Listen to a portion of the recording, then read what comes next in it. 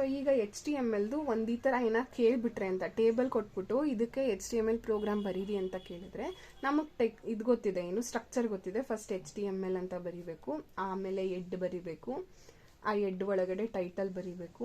Title ಇಲ್ಲಿರೋದು ಯಾವುದೂ ಇರಲ್ಲ. ಸೊ ಅದಕ್ಕೆ ಏನಾದರೂ ಬೇರೆದು ಕೊಡ್ತೀನಿ ಅಂದರೆ ಕೊಟ್ಕೊಳ್ಳಿ.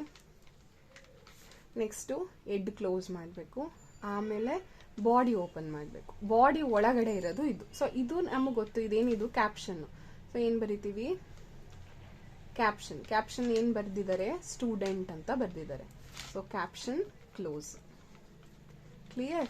ನೆಕ್ಸ್ಟ್ ಎಡ್ಡಿಂಗ್ ಇದೆ. ಏನು ಎಡ್ಡಿಂಗಿಗೂ ಮುಂಚೆ ಇದೇನಿದು ಟೇಬಲ್. ಸೊ ಇಲ್ಲೇನು ಮಾಡ್ತೀವಿ, first right the table tag. Table tag ಆದ್ಮೇಲೆ ಏನು ಬರೀಬೇಕು, ಎಡ್ಡಿಂಗ್ ಬರೀಬೇಕು. ಎಡ್ಡಿಂಗೇನು TH, ರೋಗೇನು TR, ರೋ ಒಳಗಡೆ ಬರೆಯೋ ಡೇಟಾಸ್ಗೇನು TD. ಸೊ ಫಸ್ಟ್ ಏನು ಬರೀಬೇಕು, TH ಏನಿದೆ ನೇಮು, TH ಕ್ಲೋಸ್. ನೆಕ್ಸ್ಟ್ ಇನ್ನೊಂದು ಹೆಡ್ಡಿಂಗ್ ಏನಿದೆ year, TH close. Clear. Next heading ಆಯ್ತು. ಈಗ ಇಲ್ಲಿ ಒಂದು ರೋ ಕ್ರಿಯೇಟ್ ಮಾಡ್ತಾ ಇದೀವಿ.